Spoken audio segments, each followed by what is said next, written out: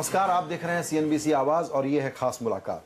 आज हमारे बेहद खास मेहमान हैं भारतीय जनता पार्टी के अध्यक्ष नितिन गडकरी जी। गडकरी जी, वक्त निकालने के लिए, फिर से हमसे बात करने के लिए आपका बहुत बहुत धन्यवाद। हम लोग आज राजनीति की और बिजनेस की, इकोनॉमी की, तीनों विषयों की चर्चा करेंगे। लेकिन पहला प्रश्न मेरा ये होगा कि हम लोग एग्रीमेंट कर लेते हैं कि ये यूपीए बिल्कुल फ्लॉप है और देश के लिए बड़ी खराब सरकार है, ये हम मान लेते हैं। अब मेरा आपसे आग्रह ये है कि आप लोग क्यों नहीं कहते कि ये हमारा रिफॉर्म का एजेंडा है, आज की सरकार लागू करे, क्योंकि हम आर्थिक विनाश की तरफ बढ़ रहे हैं और बीजेपी के सपोर्ट के बिना कुछ बड़े कदम आर्थिक मोर्चे पर ये सरकार नहीं उठा सकती। मैं आपकी बात से बिल्कुल सहमत हूँ। हमारी पार्टी केवल कांग्रेस की गलतियों के आधार बनाकर चुनाव में जीते, ऐसा मुझे नहीं लगता। मैं ये कहना चाहता हूँ कि हमारी पॉजिटिव बात कहकर लोगों के पास जाए और हम चुनाव जीते। और संजय जी, इसके बारे में एक अच्छा एविडेंस मैं आपको देना चाहता हूँ। हमारी जो एनडीए रूल स्टेट गवर्नमेंट्स हैं, वो जीडीपी हो, एग्रीकल्चर ग्रोथ रेट हो, हैप्पी ह्यूमन इंडेक्स हो, बाकी जितने भी पैरामीटर्स हैं, आप उसका डाटा एक बार तैयार करिए और यूपीए रूल कांग्रेस स्टेट की जानकारी लीजिए। एनडीए का हमने एक विकास का नया चेहरा देखा था, उसी लॉजिक को आगे बढ़ाएं। तो आज एफडीआई इन रिटेल या बैंकिंग, इंश्योरेंस, पेंशन और जीएसटी, ये जो 4-5 क्रिटिकल काम हैं, इस पर आप लोग रुकावट डाल रहे हैं। देखिए, यशवंत सिन्हा जी की अध्यक्षता में एक फाइनेंस कमेटी है। उन्होंने 10 बिल फाइनेंस के मंजूर करके अनेक दिनों से सरकार के पास भेजे। ये सरकार उन बिलों को कैबिनेट में भी मंजूर नहीं कर सकती। देखिए, इसमें से पेंशन, इंश्योरेंस में कोई बहुत अड़चने नहीं है, हम तैयार हैं। हाँ, मैं आपको एक सवाल पूछना चाहता हूँ, क्या एफडीआई एंड रिटेल ये देश की आर्थिक स्थिति का एकमात्र कोई सोल्यूशन है? ये एक बड़ा जॉब क्रिएटिंग सोल्यूशन है। एक मिनट, मैं आपको बता दूँ। इस देश में पिछले साल 85,000 करोड़ का, इस साल 58,000 करोड़ का अनाज सड़ गया, और पिछले साल 58,000 करोड़ का अनाज सड़ गया, और इस साल 85,000 करोड़ का सड़ेगा, ऐसा अंदाज है। क्या एफडीआई के इन रिटेल के सिवा हम लोग क्या देश में स्टोरिंग कैपेसिटी नहीं बढ़ा सकते?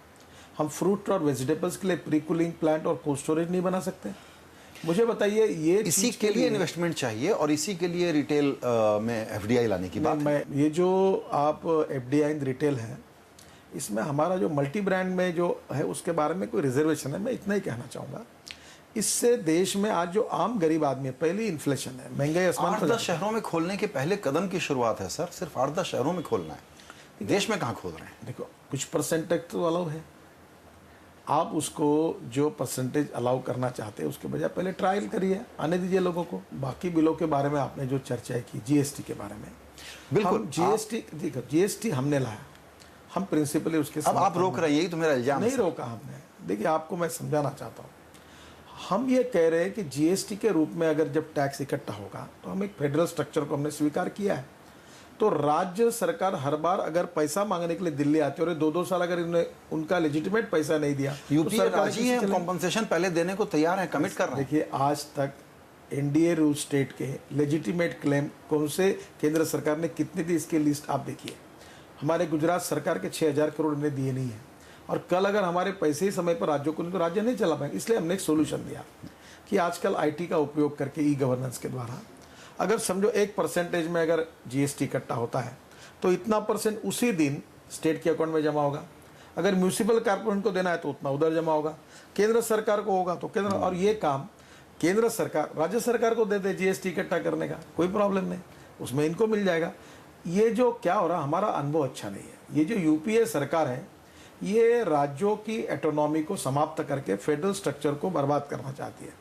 और ये हमारा अनुभव, गवर्नर का बिहेवियर कैसा है, बिल बेचते नहीं, 6-6 महीने 8-8 महीने पास करने के बाद अनेक राज्यों के बिल गवर्नर साइन नहीं करते, गवर्नर ने भेजे हुए बिल दिल्ली से नहीं आते, राष्ट्रपति की तरफ से क्लियरेंस नहीं होता। आप लोग लगातार आलोचना करते हैं यूपीए सरकार की, कड़े शब्दों में आलोचना करते हैं। मेरा एक सवाल है, बहुत तो आप ही लोग कहते हैं कि देश बेचैन है, 2014 क्यों, कल चुनाव हो तो इनको बाहर निकाल दिया जाएगा। मेरा कहना है कि इसको फोर्स करने के लिए पूरा विपक्ष, पूरा एनडीए लोकसभा से इस्तीफा क्यों नहीं दे देता, चुनाव कल क्यों नहीं कराते आप? देखिए, मैं आपकी बात से सहमत नहीं हूँ। लोकतंत्र में लोगों ने जब चुनकर दिया है तो उस कालावधि को पूरा करने के पहले उस जिम्मेदारी को छोड़ देना, ये लोगों के साथ बेइंसाफी होगी। मुझे इस पर बड़ा आश्चर्य होता है कि आप लोग इनकी आलोचना बहुत करते हैं, लेकिन इस सरकार को गिराने का कोई इरादा भी आपका नहीं है, मैं ये कहना चाह रहा हूँ। आपकी बात बिल्कुल सही है, हम इनकी आलोचना भी करना चाहते हैं, पर एक बात है कि लोकतंत्र में अगर कोई पार्टी अपने ही करतूत से समाप्त होने की कगार पर अगर खड़ी है तो उसको मारने का हम क्यों श्रेय लें। हम लोग देखो, पहली बात ऐसी है, जितने दिन अभी रह रहे हैं। सर ये बड़ा सीरियस स्टेटमेंट दे रहे हैं आप, मैं यहाँ आपको रोकूंगा सर, माफ करिएगा। विपक्ष का काम है आपसे, आप अगर ये कह रहे हैं कि पब्लिक बड़ी नाराज है, आपसे उम्मीद की जाती है कि उस भावना को आप रिफ्लेक्ट करें। आपने तो अपना काम, अभी आपने एक बहुत अच्छी बात कही कि हमको पॉजिटिव एजेंडा लेके जाना पड़ेगा, तो आप पॉजिटिव एजेंडा सामने लाएं, ये बहुत अच्छी बात है। लेकिन इस सरकार के खिलाफ आप जो बात कह रहे हैं उसमें आपकी कार्रवाइयां आपकी कम दिख रही हैं। आप लोगों ने तो अन्ना हजारे को आउटसोर्स कर दिया है। देखिए, पहली बात ऐसी, हमने किसी को आउटसोर्स नहीं किया। देखिए, अभी देश में भारत बंद का आंदोलन हुआ, पेट्रोल डीजल के, किसने किया? आज भारत बंद करने की क्षमता किसके? विपक्ष की है, हमने किया।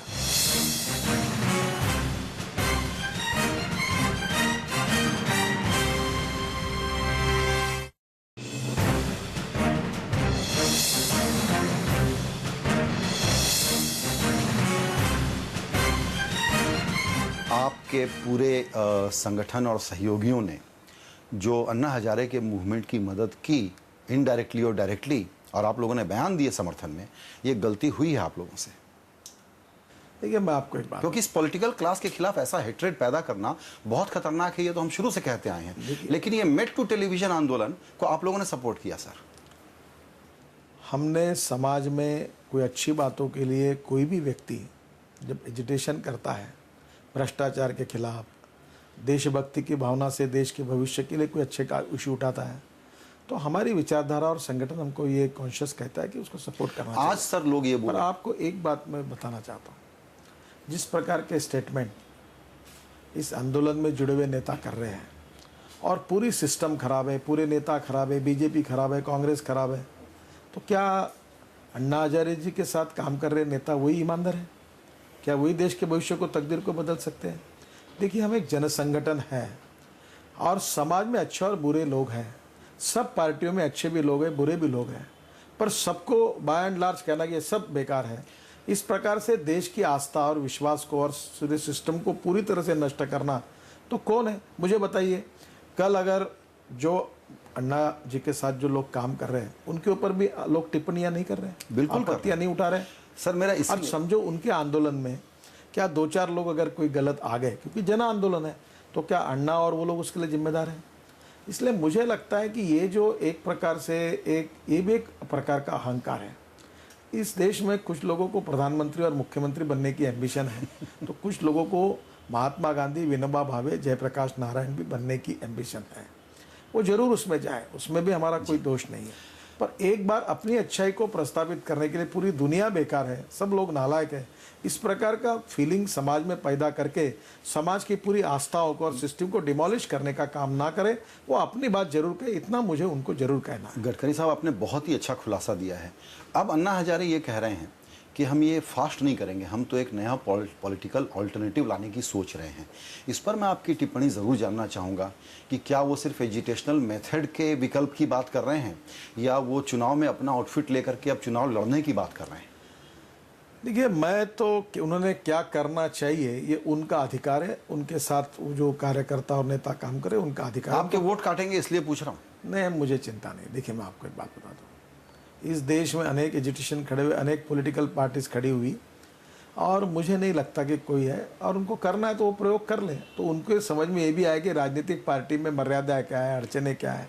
ये जिस प्रकार की निगेटिव थ्योरी चल रही ना कि ये भी खराब है, वो भी खराब है, मैं अन्ना हजारे से प्रार्थना करूँगा कि देखिए, इस देश में कोई परफेक्ट नहीं है। No one is perfect and no one can claim that he is perfect. उत्तम, अधिक उत्तम, सर्वोत्तम, अप टू इन्फिनिटी। हमको यही विकल्प ढूंढना पड़ेगा। तो कांग्रेस से अच्छा, फिर जो आता है वो भी ठीक, नहीं तो उससे अच्छा, फिर वो नहीं, और इससे सबसे बड़ा चॉइस ये है। सर, इसमें हम लोगों में असहमति हो सकती है, लेकिन मैं तो ये कहूँगा कि लोकतंत्र का ये जोकर एडिशन क्रिएट करने में आप लोगों का बड़ा हाथ है। मैं कोई टिप्पणी नहीं करना चाहता। अच्छा, थोड़ा विषय बदलूंगा सर। 2014 में आपके प्रधानमंत्री के रूप में या आपके चुनाव का नेतृत्व, प्रधानमंत्री भी छोड़ दें, आपके चुनाव का नेतृत्व कौन करेंगे?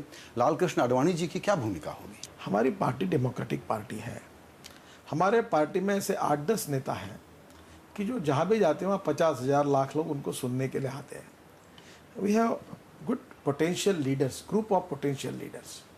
अब प्रश्न ऐसा है कि ये सब लीडर पार्टी की और विचारधारा की ताकत है। दूसरी बात, हमने एनडीए बनाया। एनडीए में भी छोटी छोटी पार्टी हमसे जुड़ रही है, हम एनडीए का एक्सपांशन कर रहे हैं। अगर हमारी पार्टी को फुल मेजोरिटी हमारे ताकत पर हम मिलेगी तो हमारा नेता तय करने का बिल्कुल हमारा अधिकार है। पर जब हमको 4-5 पार्टियों को साथ में लेकर जाना होगा तो हमारा नेता चयन करते समय उन पार्टियों को भी कॉन्फिडेंस में लेकर, विश्वास में लेकर उनसे बातचीत करके हमको करना पड़ेगा। अब आज के स्थिति में इस प्रकार की यूनैनिमिटी लाना मुश्किल है। इसलिए चुनाव होने के बाद हमारी स्ट्रेंथ कितनी आती है, उन पार्टियों की राय क्या है, उसका प्रैक्टिकल सॉल्यूशन ढूंढकर फिर हमारा नेता हम तय करेंगे। ये तो बहुत ही व्यावहारिक बात मैंने आपको बताई है। ये आपने बिल्कुल ठीक कहा, लेकिन देखिए किसी कॉन्टेक्स्ट में बात होती है और इस वक्त की जो पॉलिटिकल एनालिसिस है या जो एक टॉकिंग पॉइंट बन गया है वो ये है कि मोदी जी को प्रोजेक्ट करेंगे या नहीं करेंगे। और इसमें जब ये आर्गुमेंट दिया जा रहा है तो लोग ये कह रहे हैं कि मोदी जी को सीधे प्रोजेक्ट करने में इनको दिक्कत है, इसलिए ये आर्गुमेंट लेकर के आ रहे हैं कि चुनाव के बाद देखेंगे। देखिए, हमारे पार्टी में ये 7-8 जो प्रमुख नेता हैं ये सभी बहुत अच्छे हैं। आडवाणी जी हमारे ज्येष्ठ नेता है जिन्होंने पार्टी की स्थापना की है। हमारे सबके प्रेरणा। आडवाणी जी का क्या रोल होगा? निश्चित सपोर्टिंग रोल होगा। आडवाणी जी लीडिंग रोल क्यों नहीं होगा? लीडिंग रोल है। आज भी वो हमारे गाइड एंड फिलोसोफर है। हम उनकी सलाह से चलते हैं, उनसे मार्गदर्शन लेते हैं। और अगर आपकी पार्टी के नेता आपको ये गणित समझाते हैं, थ्योरी है, मेरी थ्योरी नहीं है, कि मोदी जी को प्रोजेक्ट करते हैं तो जो आपकी एक्स नंबर की सीट आने वाली है उसमें 30-40 तो आप बढ़ा ही लीजिए। अगर आप 125 से 150 लाएंगे तो मोदी जी को प्रोजेक्ट करके आप 225 ले आएंगे। ये आमतौर पर लोग बात कर रहे हैं और आपके जनाधार के लोग बात कर रहे हैं, हम नहीं कर रहे। आप इस पर क्या कहते हैं? देखिए, पहली बात ऐसी है कि हमारे यहाँ अटल बिहारी वाजपेयी से लेकर छोटे से कार्यकर्ता तक हम सब लोग व्यक्ति केंद्रित पार्टी नहीं है।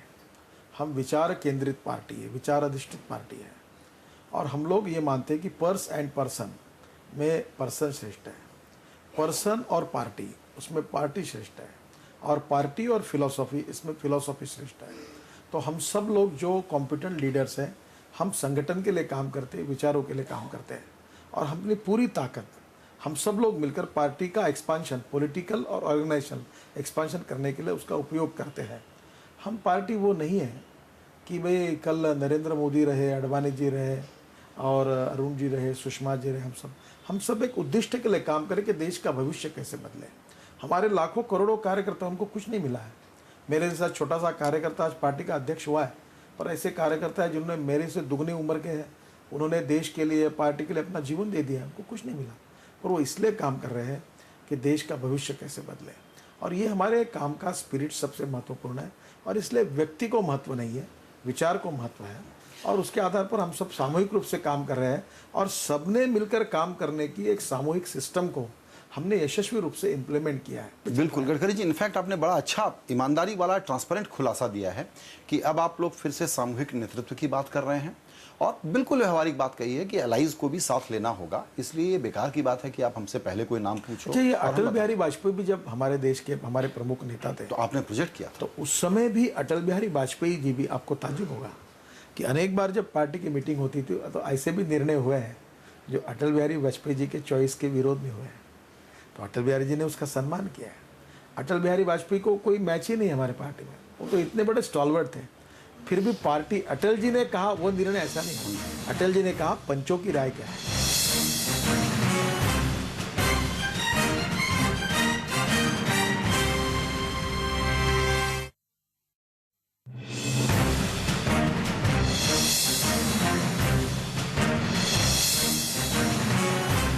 पंचों की राय से चलाइएगा, लेकिन एक सवाल का जिसका जवाब आपने थोड़ा सा टाला है, मैं फिर से आना चाहूँगा उस पर, क्योंकि आप बहुत उदार हैं जवाब देने में। वो ये है कि क्या आप इस थ्योरी को मानते हैं कि सिर्फ नरेंद्र मोदी को प्रोजेक्ट करने से 30-40 सीटें बीजेपी की बढ़ेगी? देखिए, मैं आपको फिर से एक बात बताना चाहता हूँ कि नरेंद्र मोदी हमारे उत्तम कार्यकर्ता है। नरेंद्र मोदी एक अच्छे मुख्यमंत्री है जिन्होंने परफॉर्मेंस में देश में प्रथम क्रमांक का स्थान प्राप्त किया है और एक विकास का मॉडल, रोल मॉडल उन्होंने खड़ा किया है। नरेंद्र मोदी ने अपना संपूर्ण जीवन अविवाहित रहकर पार्टी के सिद्धांतों के लिए और संगठन के लिए समर्पित किया है। वो अभी मुख्यमंत्री बने, इसके पहले राष्ट्रीय स्वयंसेवक संघ के प्रचारक के रूप में अपने कार्य की शुरुआत की और इस संगठन में कोई एमपी, एमएलए, मिनिस्टर न बनते हुए उन्होंने अपने जीवन को पार्टी के लिए, चाहे चंडीगढ़ हो, चाहे पंजाब हो, चाहे हरियाणा हो, चाहे हिमाचल हो, चाहे उत्तराखंड हो, पार्टी के लिए काम किया। गुजरात के गाँवों में जाके काम किया। तो हम सब लोग कार्यकर्ता हैं और इसलिए ऑलरेडी नरेंद्र मोदी हो, नितिन गडकरी हो, अरुण जेटली हो, हम अपनी पूरी ताकत पार्टी के जीत के लिए लगाते। यही हमारा पार्टी का वैशिष्ट्य है। और ऐसे अच्छे कार्यकर्ता, और इसलिए आप जो कह रहे हैं ना कि नरेंद्र मोदी होंगे तो 25 ज़्यादा आएंगे और नरेंद्र मोदी होंगे नहीं, ऐसा नहीं है। मेरा विश्वास है कि कल अगर नरेंद्र मोदी होंगे तो नितिन गडकरी, अडवाणी जी, अरुण जेटली, सुषमा जी सब उनके लिए उतनी ताकत से काम करेंगे। और कल अगर अरुण जेटली और सुषमा जी या और कोई होगा तो नरेंद्र मोदी उनके लिए उतनी ताकत से काम करेंगे। और गडकरी जी होंगे तो मैं नहीं रहूँगा। मैं आपको बहुत खुले रूप से बताना चाहता हूँ कि मैं जिस परंपरा से आया हूँ और जो विचारों को मैं अपनी जीवन निष्ठा मानता हूँ, और politics is the instrument of socio economic reform, मुझे इस बात की खुशी होगी कि मैं इस विचार के लिए, देश के लिए, गरीब के लिए और इस समाज के लिए अपने जीवन का, अपना घर परिवार संभाल कर जीवन दे सकूं। ये मेरे जीवन का सबसे बड़ा पुरस्कार है और मैं उस पर खुश हूँ और संतुष्ट हूँ। आपने अभी मोदी जी के बारे में बहुत अच्छा बोला कि आपके अच्छे कार्यकर्ता हैं। उनको ये केशु भाई बहुत तंग कर रहे हैं, आप लोग उनको मना नहीं कर रहे? देखिए, one chair cannot accommodate more persons at a time. हम एक राजनीतिक पार्टी है और राजनीतिक पार्टी में हमको एमएलए, एमपीज, मंत्री, मुख्यमंत्री बनाने पड़ते हैं। हम सभी को नहीं बना सकते हैं और कभी कभी 4 व्यक्ति काबिलियत रखते हैं पर हमको मुश्किल से एक को चुनना पड़ता है। सर, समय की कमी है लेकिन एक सवाल आपसे पूछूंगा, क्योंकि आपका इकोनॉमी और बिजनेस में भी और एंटरप्रेन्योरशिप में बड़ी दिलचस्पी रहती है। पिछली बातचीत में आपने कुछ नए आइडियाज़ रखे थे जिसका संबंध सोलर और बायोफ्यूल वगैरह से था। आजकल नया गडकरी आइडिया क्या है? देखिए, आपने बहुत अच्छा सवाल पूछा। मेरा केवल इसी बात पर अगर इंटरव्यू होगा तो मैं तो बहुत खुश रहूँगा, क्योंकि ये मेरे जीवन के विषय है। मेरा देश के साथ प्रेम है। देश की आर्थिक स्थिति बहुत ख़राब है। हमारा डॉलर की तुलना में रुपया बहुत नीचे चला गया। इन्फ्लेशन रेट 18% तक पहुंच गया। आज गरीबी की रेखा के नीचे लोक संख्या बढ़ रही है। किसान आत्महत्या कर रहे, युवा बेरोजगार है। जो एफडीआई आ रही थी वो बंद हो गई, जो आई वो वापस जा रही है। हम भारतीय उद्योगपति यहाँ का पैसा लेकर बाहर जा रहे हैं। देखो, चाइना की तुलना में आज चाइना हमारी तुलना में 4 गुना बड़ा हो गया। जब लोग कह रहे थे कि चाइना और इंडिया बराबरी में आगे जाएंगे, ये स्थिति अच्छी नहीं। हमारी स्टील इंडस्ट्री, आयरन और इंडस्ट्री 30% कैपेसिटी पर चल रही है। हमारा पावर सेक्टर 1,60,000 करोड़ का 3-4 महीने में एनपीए आएगा। कोल हमारे पास नहीं है। मुझे लगता है इस स्थिति को मार्ग निकालने के लिए कुछ 4-5 बातें प्रमुख रूप से मैं कहना चाहता हूँ। हमारे देश की इकोनॉमी को बर्बाद किया 2 इंपॉर्टेंट सब्जेक्ट है। उसमें से एक है गोल्ड, जो 2,40,000 करोड़ का गोल्ड इंपोर्ट होता है, और दूसरा क्रूड ऑयल। हमारे देश में 23 गोल्ड माइन की जगह है और दुनिया में हम ऐसे देश हैं कि अनेक देशों ने अपने मिनरल वेल्थ का 75% तक जानकारियाँ इकट्ठा कर ली है। हमारे पास हम केवल 5% ही सर्वे और रिसर्च कर सकें। तो इसमें जरूरी है, करना चाहिए। दूसरा इसमें ऐसा है कि इस 2,40,000 करोड़ का गोल्ड इंपोर्ट करने के बजाय हमारे देश के 23 माइंस को वॉर फुटिंग पर बाहर की टेक्नोलॉजी लाकर पूरी मदद करके ये गोल्ड यहाँ तैयार हो जाएगा। तो ये इंपोर्ट सब्सटीट्यूट है, उससे हमारा फॉरेन एक्सचेंज बचेगा।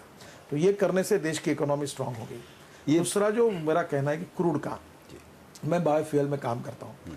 14 देशों में इथेनॉल पर गाड़ियाँ चल रही है। ब्राज़ील में फिएट कंपनी, अपनी फोर्ड कंपनी, होंडा कंपनी, अनेक बड़ी बड़ी कंपनी जो है वो 100% इथेनॉल पर गाड़ियाँ चलाती है। इथेनॉल ये बायोफ्यूल है, एब्सोल्यूट अल्कोहल है। 27 रुपये लीटर के भाव से सरकार खरीदती है। अब ये 35 रुपये लीटर भाव मिलना चाहिए, इतना कह रहे हैं। पेट्रोल का भाव 78 रुपये है और इस पर 20% पेट्रोल से कम एवरेज मिलता है। अब इस पर दुनिया में वो फ्लेक्स इंजन तैयार हुए हैं, पेट्रोल और इथेनॉल।